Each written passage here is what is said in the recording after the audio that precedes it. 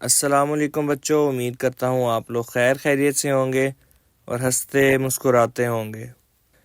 تو بچوں، آج کا ہمارا حروف تہجی ہے آئین۔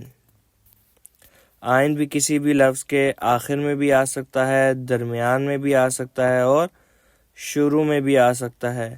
تو اب کچھ ایسے لفظ دیکھتے ہیں جس کے شروع میں آئین آتا ہے۔ عقاب، عورت، عید، عالم، اینک۔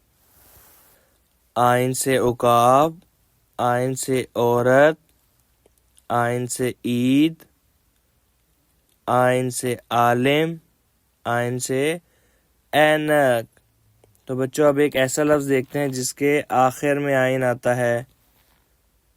جیسے ایک لفظ ہے شروع، اس کے آخر میں آئین آتا ہے۔